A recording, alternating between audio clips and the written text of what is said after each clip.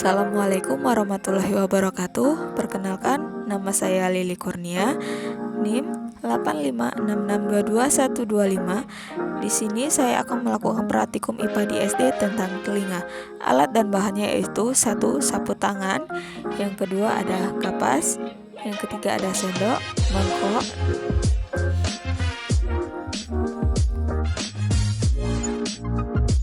satu percobaan kepekaan indera pendengaran manusia. Tujuannya untuk mengetahui kepekaan indera pendengaran seseorang. Tutuplah mata dengan sapu tangan. Kemudian teman yang lain memegang mangkok dan sendok. Tentukan jarak antara teman yang ditutup mata dengan yang memegang mangkok dan sendok. Dari jarak 1 meter sampai 12 meter.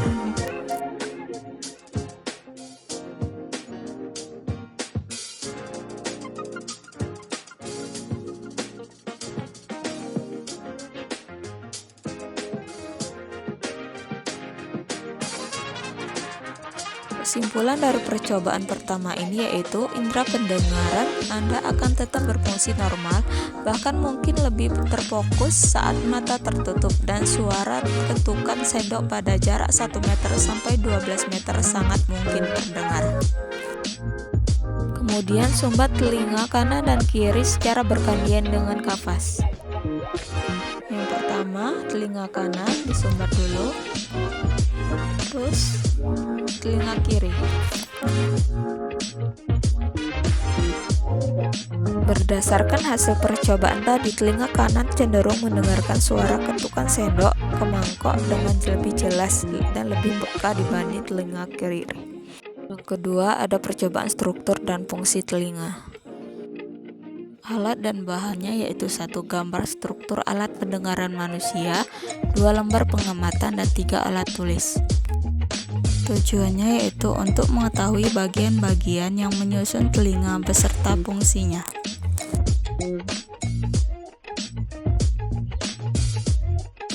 Daun telinga yaitu berfungsi mengumpulkan dan mengarahkan gelombang suara ke saluran telinga. Saluran telinga berfungsi untuk menyalurkan gelombang suara dari daun telinga ke gendang telinga. Gendang telinga berfungsi bergetar saat terkena gelombang suara dan meneruskan getaran ke tulang-tulang pendengaran. Tulang martil, landasan, dan sarang gurdi yaitu berfungsi memperkuat dan meneruskan getaran dari gendang telinga ke rumah siput. Saluran eustachius berfungsi menyeimbangkan tekanan udara antara telinga tengah dan hidung. Rumah siput atau koklea berfungsi mengubah getaran menjadi sinyal listrik yang dikirim ke otak untuk diproses sebagai suara. Saraf pendengaran berfungsi mengirimkan sinyal listrik dari rumah siput ke otak. Dan 3 saluran setengah lingkaran berfungsi membantu menjaga keseimbangan tubuh. Kesimpulannya yaitu telinga terdiri dari 3 bagian utama, yaitu telinga luar, telinga tengah, dan telinga dalam, yang secara bersama-sama berfungsi untuk mendengarkan dan menjaga keseimbangan. 3. Percobaan mekanisme transmisi pendengaran.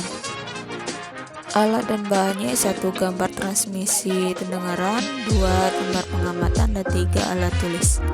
Tujuannya yaitu untuk menjelaskan peristiwa yang terjadi pada bagian-bagian telinga yang dilalui getaran suara dari suatu sumber bunyi. Peristiwa yang terjadi pada bagian-bagian telinga yang dilalui getaran suara secara berurutan, yaitu 1. Gendang pendengaran. Getaran suara yang menyebabkan gendang pendengaran bergetar. Kemudian getaran dari gendang pendengaran diteruskan ke tulang-tulang pendengaran atau malleus, inclus, dan stapes yang memperkuat getaran tersebut. Selanjutnya, stapes, tulang senggurdi, mentransfer getaran ke jendela oval yang merupakan pintu masuk ke koklea. Lanjut, koklea, getaran dari jendela oval menyebabkan cairan di dalam koklea bergerak, merangsang sel-sel rambut sensoris di dalam koklea. Sel-sel rambut ini mengubah getaran menjadi sinyal listrik yang kemudian dikirim ke otak melalui saraf pendengaran.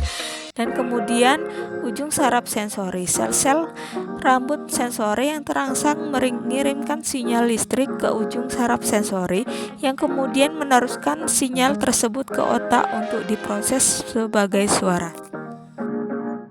Kesimpulan dari percobaan ketiga ini yaitu gelombang suara dari luar akan ditangkap, diperkuat dan diubah menjadi impuls listrik untuk dapat ditafsirkan oleh otak.